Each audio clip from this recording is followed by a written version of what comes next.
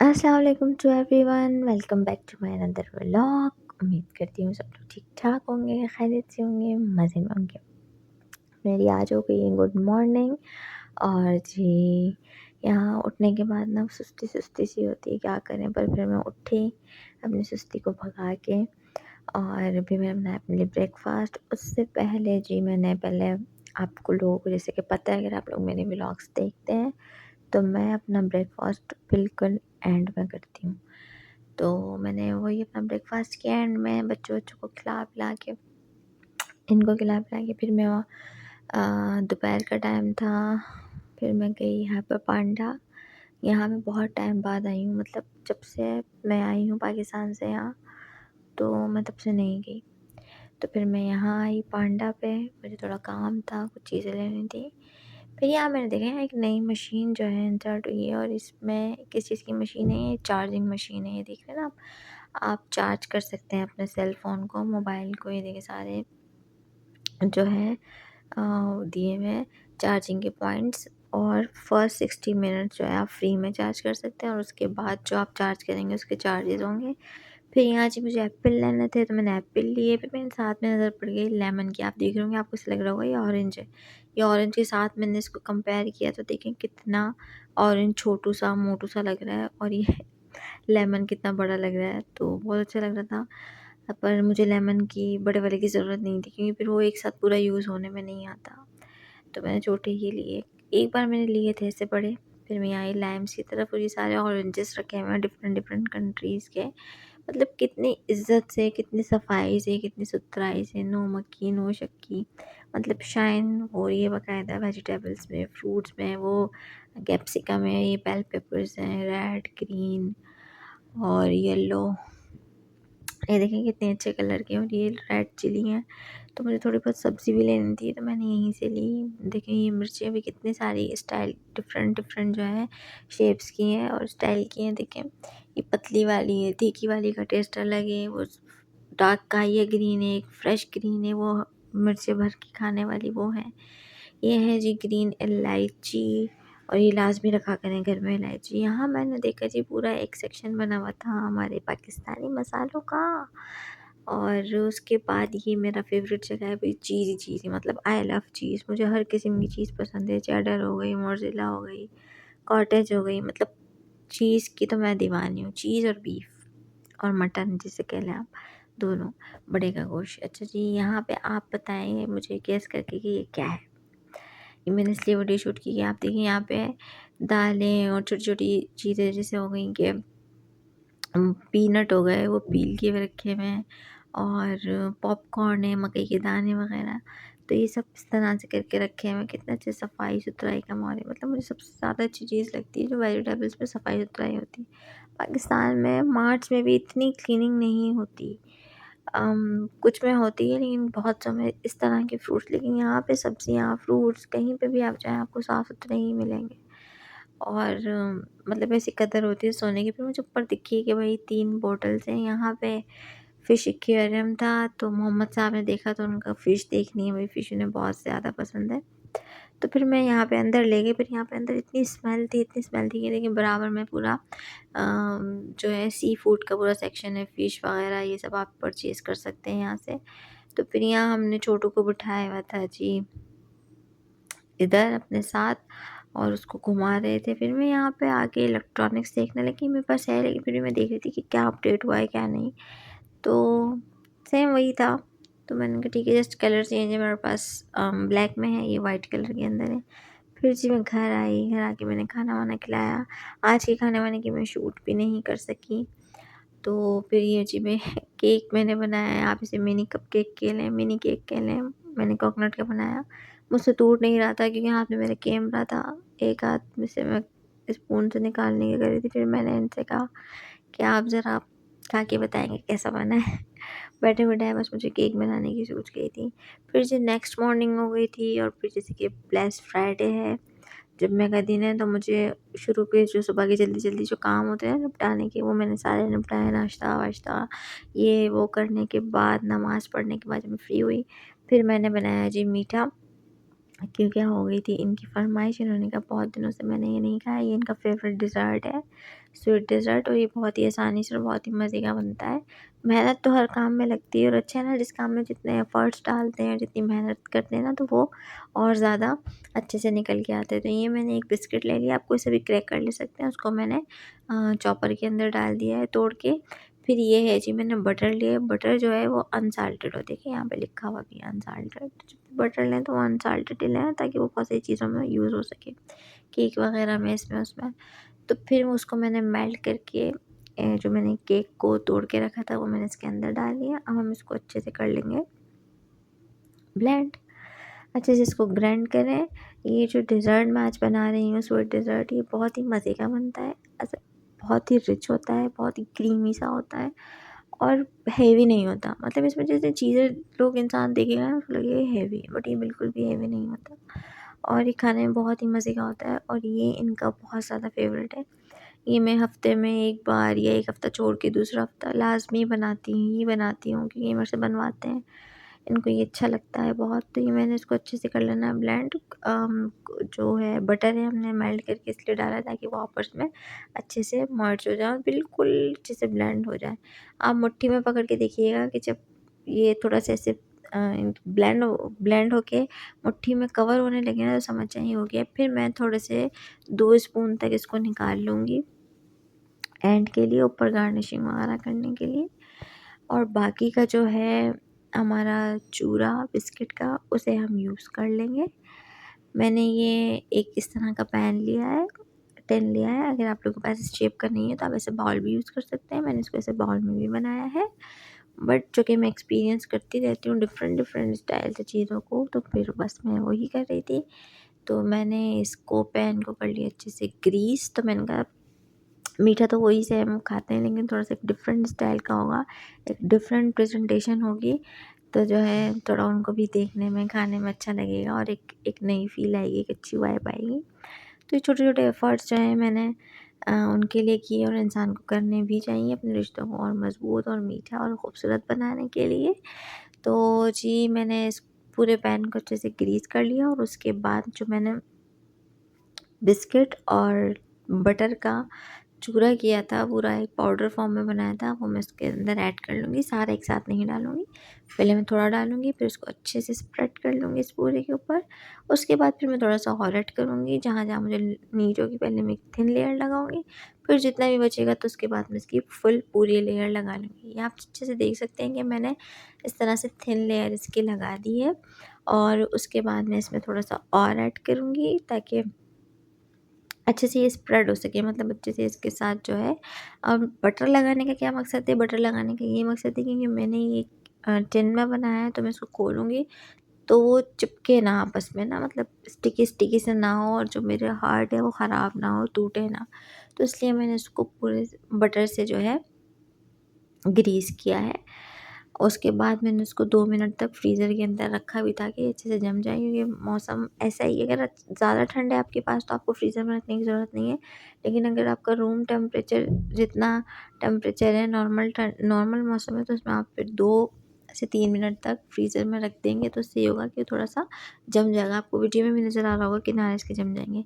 इसको मैं अच्छे से पूरे को इस पे स्प्रेड करने के बाद चम्मच से अच्छे से दबा लूँगी, कि ये अच्छे से इसके साथ लग जाए और बिल्कुल एक तह टाइप बन जाए, मतलब जैसे कि मिस्त्री बनाते हैं ना, तो बस वैसे ही हमें एक अच्छे से लेयर कर लेना है, अच्छे से एक तह बना लेनी है। फिर जी, जब इसको मैंने अच्छे से इसकी तह कर ली, बिल्कुल ही इसको ठीक कर लिया, तो उसके बाद मैंने इसको फ्रीज़र के अंदर रख दिया था।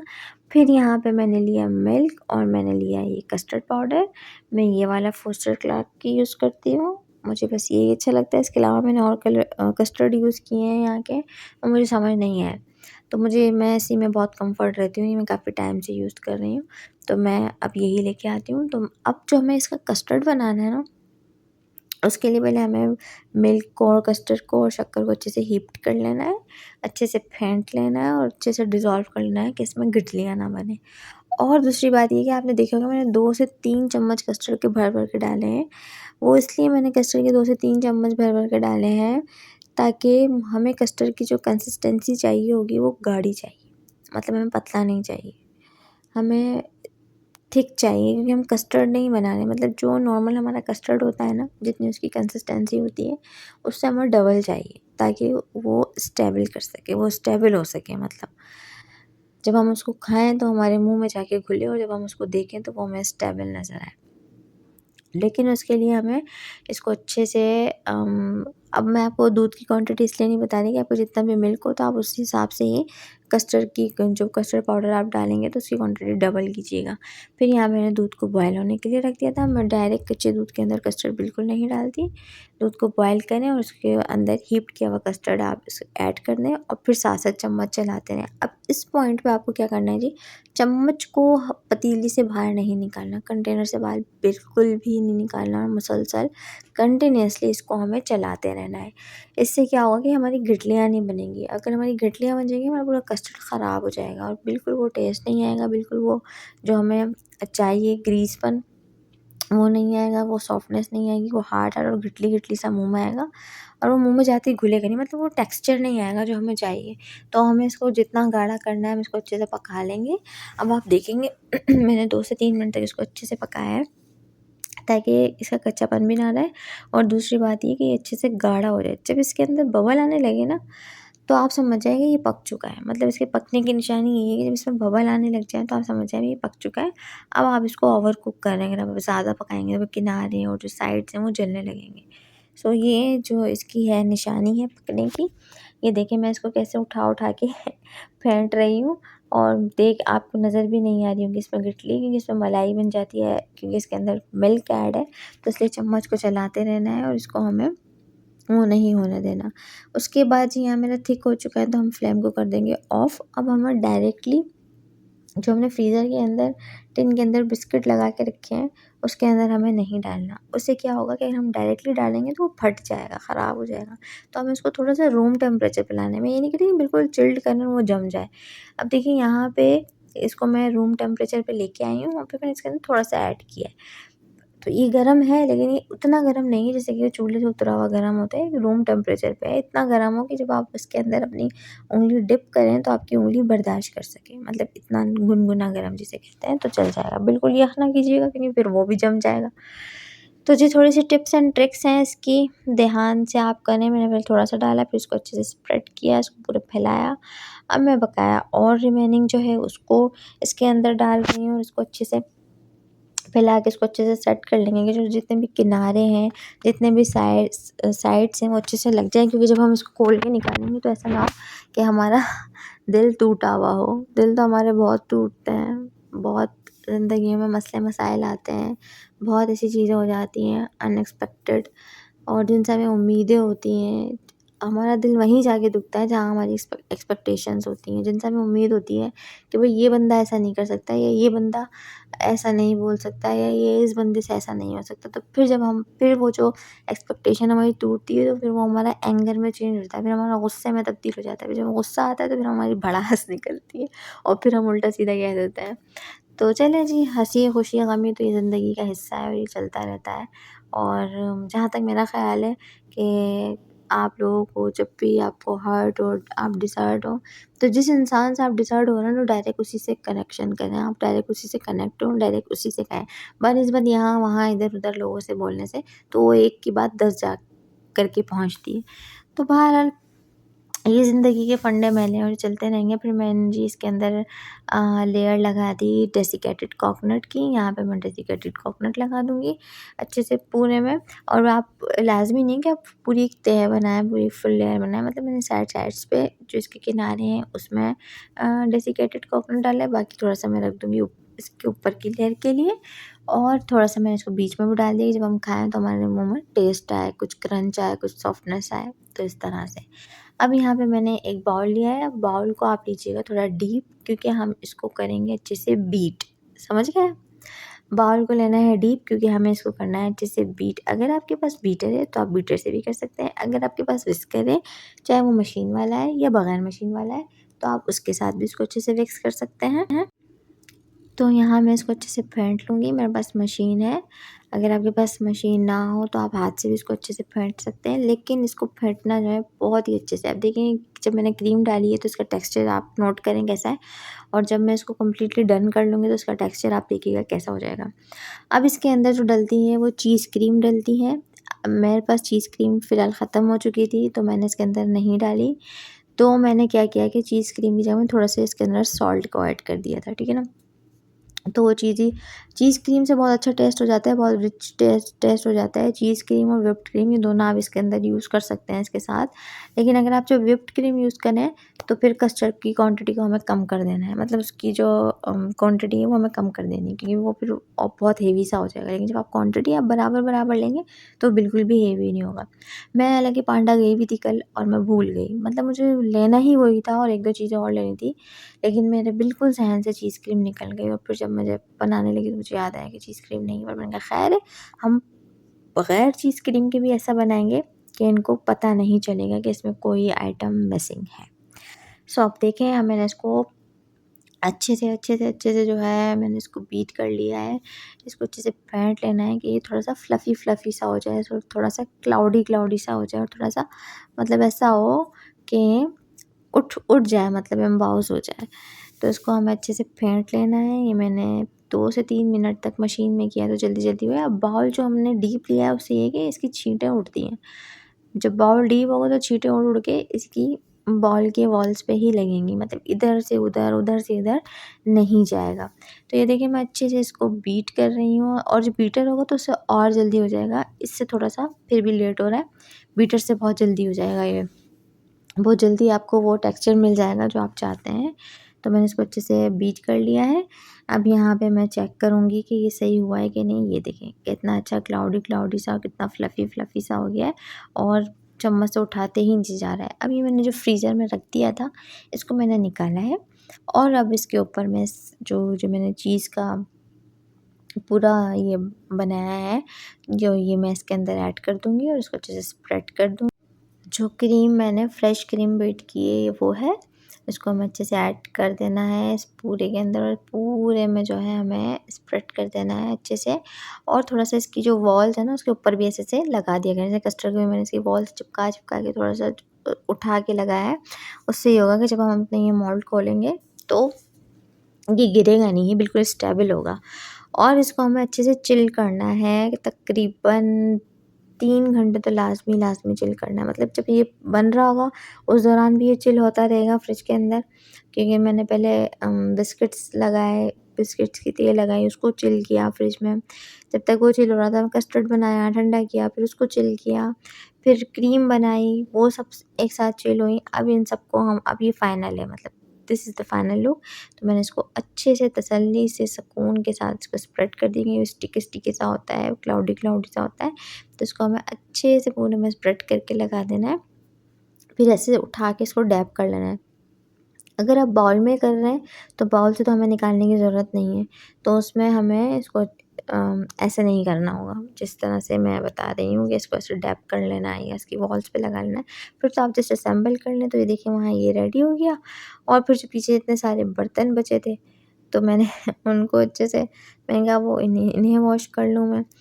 फिर जी इन्होंने कहा था कि आज मैं बनाऊँगा आलू छोले के पुलाव, तो वो बनाए इन्होंने। फिर मैंने छोले मैं बॉयल करके रख देती हूँ, मैंने वो रखा। ये होममेड बिरयानी मसाला है, इंशाल्लाह ये ख़त्म होने वाला है तो मैं दोबारा मसाला बनाऊँगी तो शूट करूँगी।